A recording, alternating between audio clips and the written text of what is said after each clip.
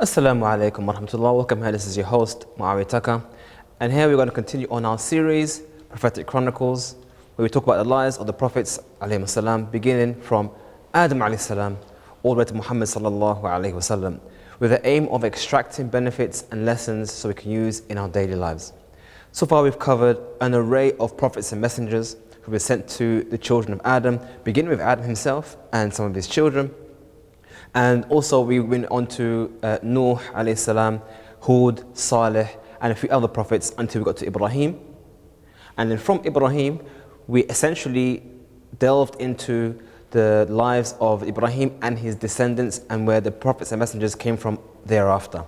Starting with Ismail, Ishaq, and from Ishaq we had Yaqub, and from Yaqub we had his 12 sons, of them Yusuf alayhi salam, where they eventually relocated from Palestine, where they had established themselves, and they moved to Egypt, where over time the children of Israel, or the children of Yaqub, grew in number. And eventually we had the oppressor Fir'aun, and then Allah chose Musa to deal with the situation of Fir'aun, how the children of Israel were oppressed, and also to call Fir'aun to Tawheed, to Islam. And we had the story of his rejection of that and the migration away from Egypt.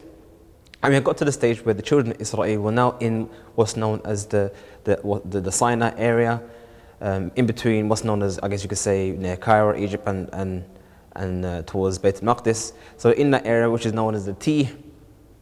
And we went through some events whereby the children of Israel they still had ongoing social ills and issues that needed to be worked on, needed to be developed and improved on.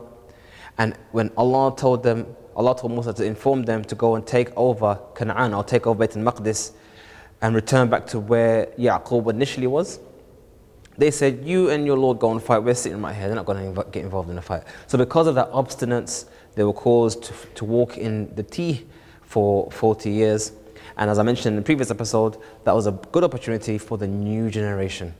The new generation to be cultivated upon Islam, upon Tawheed, so when they are ready to return, they'll be stronger, both in physically stronger and in Iman. And that's essentially where we got to. It's important to understand now about how was their lives in the T, religiously. So obviously, as you know, they're upon the religion of Musa alayhi salam. And Musa had brought to them a full Sharia. That's why Musa was considered to be a Nabi, a prophet, and also a Rasul, a messenger, because he brought a independent Sharia. And therefore was on the Sharia, or the legislation of Musa alayhi salam. And from the things that they had was something called as the tabernacles, it's called in English, or in even in Hebrew it's called the Mishkan, which, if those of you know Arabic, may sound familiar to you. Mishkan, like maskan, essentially it's like a house. But essentially what it was you could say the equivalent of what we have as the Kaaba for Bani Israel. So the place of worship, a place of sacrifice, you could say, a place of, also they had what's in there was called an ark. So there's like a building, like a tent, where they would carry around with them and do their worship. But also they had in there what's called an ark, where they would carry religious artifacts, like the commandments and so on and so forth. They had carried that around with them. And that was essentially their center of worship. Like I said, it was almost as if it was their version of the Kaaba, where they would carry around and engage in worship.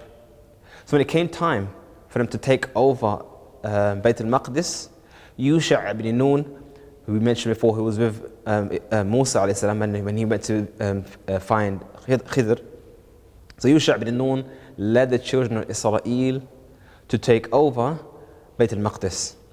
And when they did, obviously they were in a better emotional and religious condition than they were the first time they tried. And when they eventually took over that land, that tabernacle, or that Mishkan, or that place, was essentially, or the Tabu basically call it, that was placed on top of Beit al-Maqdis, on top of the location of Beit al-Maqdis. And as you mentioned before, when we discussed the story of Yaqub, he made a promise, or he was given the dream, that this is a special place that he should return to, and his progeny should return to, and that became the center of you could say, Islam during that period. But over time, as you can imagine, essentially they established you could say the Islam, they established it as a nation, a nation state. They built homes and whatnot, and essentially they established a little mini city, if you want to call it a city, and that was the children of Israel for a great number of years, a couple hundred years, you could say. And after Yusha ibn Nun, the next Nabi after that was Hizqeel. And there's a story in the Quran, there's a story mentions where Hizqeel, or there was a village nearby that had the plague, and apparently the people left the village, tried to escape the plague, and there were thousands. You might have heard the story where it mentioned that the people left the house, وَهُمْ أُلُوف, where there were thousands. That's what I was talking about in the Quran. And then Allah caused them to die. So Hizqeel looked upon these dead bodies and was thinking about them, and it was revealed to him, do you want Allah to reveal to you and show to you how they were brought back to life? And he said yes. And then just like it mentioned in the Quran, how Allah brought them back to life, that was the event referring to how they were brought back to life. So that was some of the events that happened during the early part of, you could say, Islam, just after the children of Israel were wandering in the Tih, and they established themselves in Bayt al-Maqdis. As time has passed, and like I said, a few hundred years has passed, they had kings, they had prophets, they had many things going on. But essentially the children of Israel, as like with all the children of Adam before, became more and more distant from the teachings of al-Islam, or what they had, teachings given to them by Musa. And they were being engaged in skirmishes and fights with opposing enemies. And from the things that they used to do, they just carried their tabernacle with them whenever they used to engage in battles, until one of the enemies was able to subdue them and lost the battle, and that tabernacle was taken from them. So that essentially was lost. And then soon after that, they lost their king. So they essentially were a nation of people now who were leaderless. They were leaderless. So Allah sent to them Prophet Shamweel, which is in English is called Samuel. And Shamweel was essentially given a task from Allah. One of the things that Allah gave him a task was giving them a new king. So who did he choose? He chose an individual called Talut, which is known as Saul in English. So Talut became chosen by Shamweel as the next king who's going to lead them. And the children of Israel objected to this. They said, why did you choose this guy? He hasn't got no money, he hasn't got really influence. Who is this individual? They doubted his decision, and they wanted someone else. And we probably hear this before, see this all the time in nations, and people try to find leaders. Everyone wants to be the leader, everyone has different opinions. But he was chosen by Shamweel, and he told them, don't worry, one of the signs of his right to be king is that he's going to return back the tabut, or the tabernacle, or the mishkan, from the enemies, which is the Amalekites. So that was one of the things that was mentioned to him, or mentioned to them, about the king Talut. So as he got his army together, marching forward to go and take back the tabut, or the tabernacle. Remember, this is a very special thing, containing some of the artifacts from Musa's time. So obviously they want to get it back and not be in the hands of the mushrikeen. So as he was going there, he came across a river. And you might remember this story in Surah Baqarah, when it mentioned they came to a river and said, whoever drinks from this river is not from me. And if it doesn't drink from this river, is from me, إِلَّا مَنِ اغْتَرَفَ غُرْفَةً بِيَدِهِ, except for those who take a small handful from this. So that event was talking about this person here, Talut, and how although people from that time, like I said, the children of Israel had returned somewhat back to disobedience and corruption. So when there was made a king over them, they said, yeah, once you have a king, we'll fight with you. But when a king was given to them and called to jihad, only a few of them actually went ahead to fight. And as Allah mentioned in the Quran, that only a few of them didn't engage in drinking in the water. So essentially we see a similar thing happened, we see throughout history, where those people of righteousness tend to be the minority in a given time. So they went ahead to go and engage with the Amalekites, and in that, after passing that river, you could say the main champion of the Amalekites was a person named as Jalut. So we have two names which sound very similar. We have Talut and Jalut. Talut is translated in English as being Saul, whereas Jalut is translated to be Goliath, which is we all know as from the story of David and Goliath. So this was Goliath who came up ahead and said, look, I challenge you people, as in the children of Israel. I'm the champion. Bring me one of your champions and we'll do a one-to-one battle, which sometimes happened in the olden days. Rather than engaging in the whole army, I'll choose one or two to battle, and then from that battle we'll see what happens. So he said, I want to challenge any one of you, and if I win, then you'll be my subjects, and if you win, we'll become your subjects. So that was a challenge. But the people looked at these Amalekites and they were like, oh, you know, this is a large number of people. They're very strong. I look at Goliath, he's huge. So some people said, look, we have no ability or power against this individual. But then there was some among them who said, and this is mentioned in the Quran and is used very often, even in Islam for us, كم من فئة قليلة غلبت فئة كثيرة بإذن الله والله مع الصابرين. How many times often you have people who are few in number who defeat those who are greater in number, and Allah is with those who are patient. So that was actually said in reference to this event here with Jalut against one of the champions of Talut's army. So this was a challenge that was made. Who's going to be the person who's going to come up against Jalut? However, what happened was that Dawood at the time was a shepherd.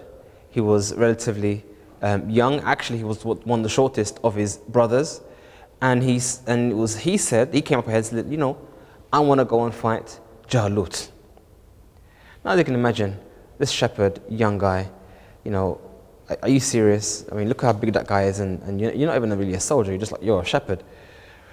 So that's what he said in defense of himself, but Dawood insisted, said, no, actually, although I'm a shepherd, although you see my frame is young, but you know, in my days in defending my sheep, I've actually had to battle and fight lions and large predatory beasts. So, you know, I reckon I can do it. So the Lord said, okay, you know, if you do it, then great, you know, then in that case I will marry you to my daughter, and you can be involved in my dominion, in my kingdom. So Dawood went ahead. So then Talut gave him armor and a sword and so on and so forth. And it was said that when he put on this armor and a sword, he's like, oh, this is just too heavy and clunky. And I'm like, what's this, man? So he took it off. He took it off because, you know, he's a simple guy. And his plan was something different. He wasn't going to fight them like you fight all the others. He had a completely different plan to deal with the individuals. So what he did was that he picked up some stones. And Dawood was proficient in stone flinging. You could say you have a rope and you swing the rope and get some speed, and then you release it in a direction. Now, those weapons might seem rudimentary, but they're very, very, very serious. Throughout mankind's history, warfare has been basically dominated by swords, knives, and by projectiles. That's essentially a handheld cannon. So he picked up some stones, took off the armory that you had it for, forget this, and went out to meet Jalut. So you can imagine, Jalut looking at this guy and he's having a laugh, and this is the best you have. Is this your champion, really? Thinking that, you know, this is going to be an easy one. And that's how many times has that been the case? Just like the ayah just mentioned, how many times has a few defeated the many by the permission of Allah, and Allah is with those who are patient. So Dawood got the stone ready, built up momentum, built up speed, and when it came to the right moment, flung that stone, and it went straight into the middle of Jalut's head and smashed his head open. And he went ahead towards the body. It was said he went ahead towards the body, picked up the sword that Jalut had, and cut his own head off and raised up his head, showing to the people that they have been defeated. And the people of Jalut, or the Amalekites, they were in shock. What the heck? Our massive champion is defeated by a tiny shepherd. literally they were shocked. So they fled, and then the children of Israel persisted, and essentially they defeated the Amalekites and retrieved the tabu, or the tabernacle. And that was a great victory, you could say, indicating the beginnings of a new era for the children of Israel. Because like I said, after Yusha ibn Nun, they had kingdoms and so on and so forth, but they kind of was in decline as usual. And then after that decline, we just had this event. Now we've got a new king, Talut, and we've got Dawood, who's now defeated this army, and that's a great victory for them, and obviously it's going to be inspirational morally for everyone. However, as of all things, especially with human beings, jealousy comes into play. The same jealousy we see with Iblis, the same jealousy we had with Qabil. Jealousy seems to always repeat itself.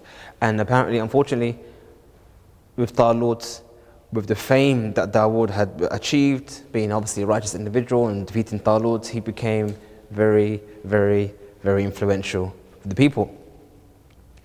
And this jealousy that he had, obviously he's a king, but why is he getting all the attention? So at some point, an attempt was made to kill Dawood, which didn't occur, obviously, it was thwarted or not. And he was told by the ulama of their time, by the leaders by the scholars of their time, leave him alone. Why are you troubling him for? And Talut, as a result, unfortunately, killed them. For having being given good advice, he killed them. And then he was, and then after killing many of them, not all of them, but many of them, at some point he had regret. He felt in himself regret against what he had done. And then apparently it was said that he went to go and seek repentance and tawbah and ask Allah for ways of having tawbah. There's different narrations as to what exactly happened. Some say that he went to a righteous woman who went to the grave of Yusha ibn Nun, and some say the grave of Shamweel, and then she made dua, Allah brought him back to life, and he gave him advice how to remedy the situation, and some say it came in a dream. But the result was, he was told to give up the dominion, the leadership to Dawood, and for him and his family to get involved in the army and fight fi sabilillah until they're killed, and that's exactly what they've done, and that's how he received his repentance. But this was essentially is how Dawood became king.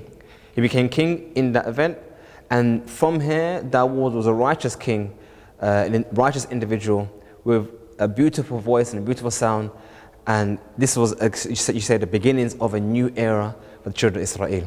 Inshallah, we'll continue on this story in the next episode. Assalamu alaikum wa rahmatullah.